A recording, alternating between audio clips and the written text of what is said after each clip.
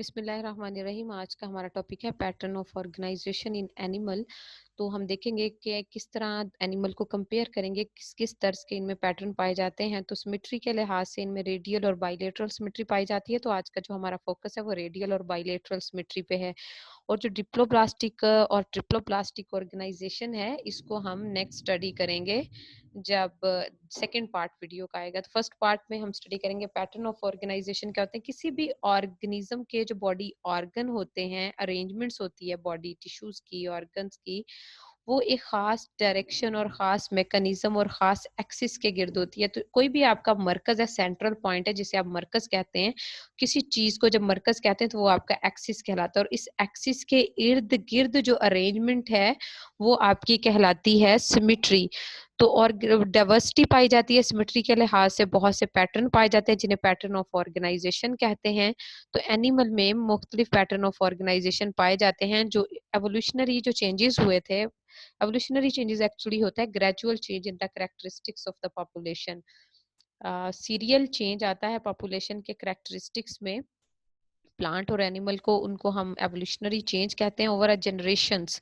एक जनरेशन के गुजरने के बाद दूसरी जनरेशन में कोई चेंज आता है तो वो एवोल्यूशनरी चेंज कहलाता है। ये चेंज हो सकता है यूजफुल हो, यूजलेस भी हो सकते हैं। हमेशा जो एवोल्यूशनरी चेंजेस होते हैं वो बेनिफिशियल नहीं होते। और जब ये एवोल्यूशनरी चेंजेस जो होते हैं वो बेनिफिशियल नहीं होते, वो एनिमल की डेथ भी कॉज कर सकते हैं। अगर ये यूजफुल हैं तो वो पॉपुलेशन को डोमिनेट भी कर सकते हैं अपनी सोसाइटी में, अपनी कम्युनिटी में। तो देखते हैं कि अब किस तरह की सिमेट्री पाई जाती है। तो सिमेट्री एक्चुअली क्या है? Symmetry describe how the part of the animal arranged around the point of access.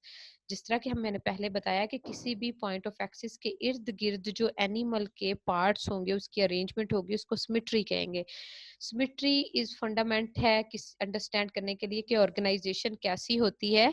Symmetrical भी होते हैं, और सिमेट्रिकल जो होंगे वो रेडियल होंगे और लेटरल बाइलेटरल होंगे। रेडियल और बाइलेटरल सिमेट्री पाई जाएगी। तो एसिमेट्रिकल ऐसे ऑर्गेनिज्म होंगे जिनकी बॉडी किसी भी सिमेट्री को फॉलो नहीं करती।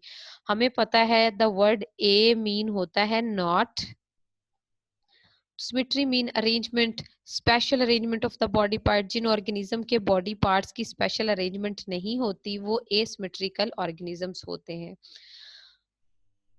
सिमेट्रिकल और एसिमेट्रिकल का अगर आप डिफरेंस देखें तो symmetrical the arrangement of the body part without central axis और अ पॉइंट। इनमें कोई सेंट्रल एक्सिस नहीं होता, कोई मरकज नहीं होता, कोई खास तरतीब नहीं होती, वो एसिमेट्रिकल है। इसमें स्पॉन्जेस आते हैं, साइकॉन्स वगैरह, पोरिफेरा। और बाकी सिमेट्रिकल में दो टाइप्स पढ़ी हैं हमने, बाइलेटरल सिमेट्री और रेडियल सिमेट्री। अगर तो बॉडी पार्ट्स की जो अरेंजमेंट है वो सिंगल प्लेन के पास करने से टू इक्वल हाफ्स में मिरर इमेजेस में चेंज हो जाए तो वो बाइलेटरल सिमेट्री कहलाती है। फॉर एग्जांपल, ये हम समझ लेते हैं कि कोई ऑर्गेनिज्म है, ठीक है, ये ऑर्गेनिज्म है, इसमें से सिंगल प्लेन पास किया है तो इसका लेफ्ट राइट जो होगा वो एक दूसरे का मिरर इमेज होगा, तो इसको हम कहेंगे बाइलेटरल सिमेट्री।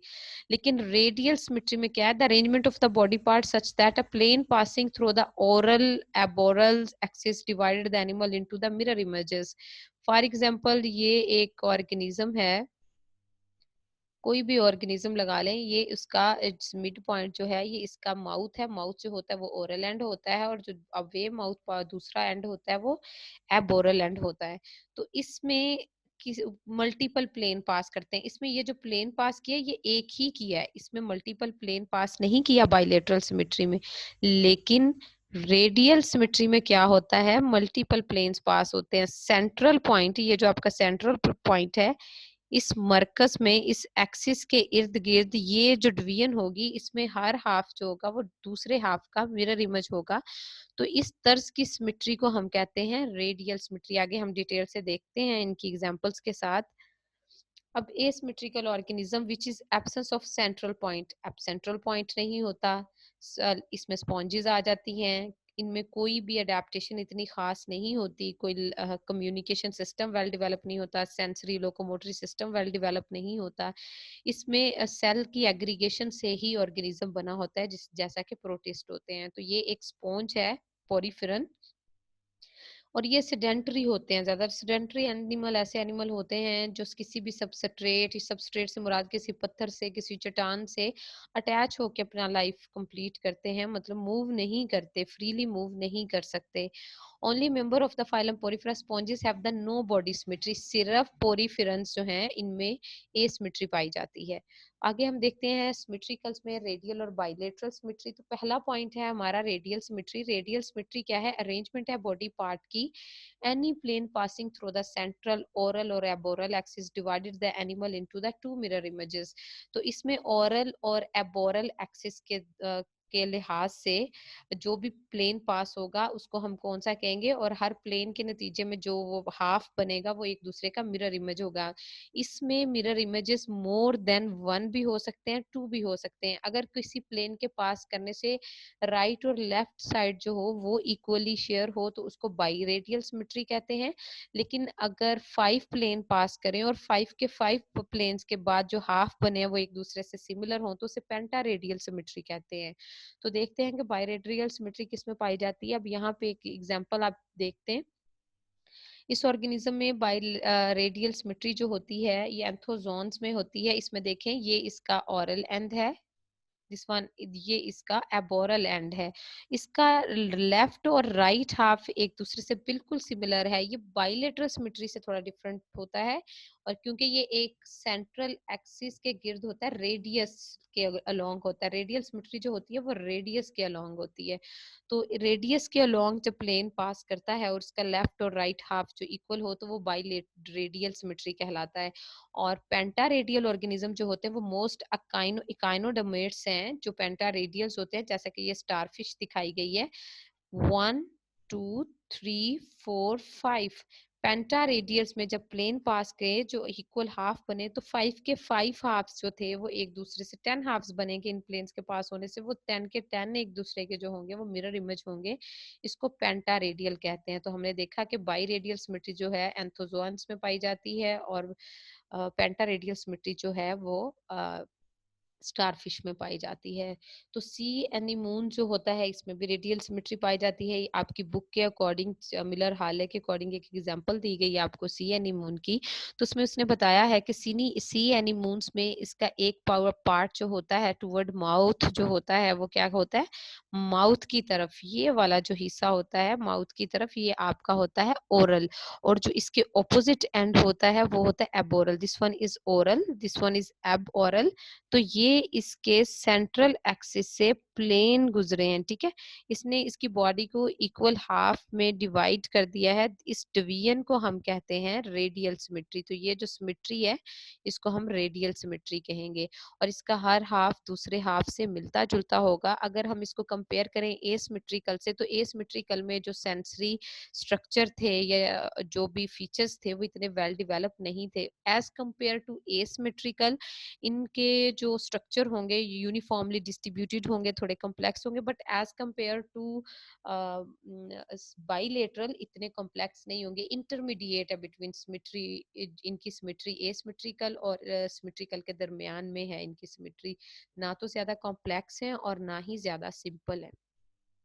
तो यहाँ पे आप देखें साइकॉन है वो एसिमेट्रिकल है। ये प्लेन ऑफ सिमेट्री शो करता है सी यानी मून में रेडियल सिमेट्री है, और ये क्रैब्स में है, और ये बाइलेटरल सिमेट्री है। अब हमारी आगे जो टर्म है वो है बाइलेटरल सिमेट्री।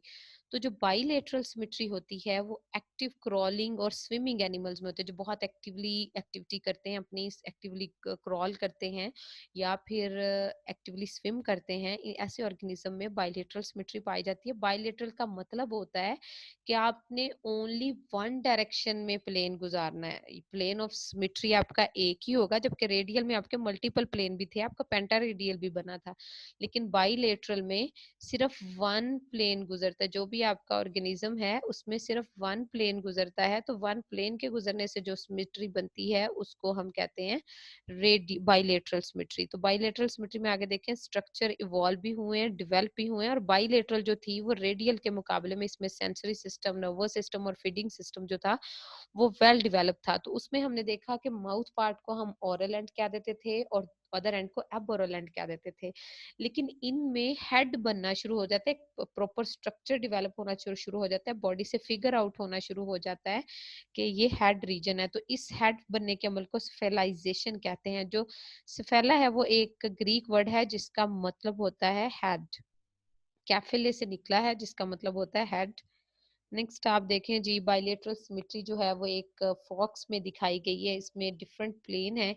ये जो मीडियन प्लेन होता है ना, ये वाला सेंट्रल प्लेन होता है, सेंट्रल सिंगल प्लेन को मीडियन प्लेन कहते हैं। ये मीडियन प्लेन राइट और लेफ्ट साइड को इक्वल हाफ्स में चेंज करता है, तो इसको हम बाइलेटरल सिमेट्री कहते हैं। ठीक है, अगर ये इक्वल हाफ में चेंज कर दे और हर हाफ दूसरे हाफ से अप्रोक्सीमेटली मिलता जुलता हो, मिरर इमेज हो, तो इस तरह की सिमेट्री को बाइलेटरल सिमेट्री कहते हैं।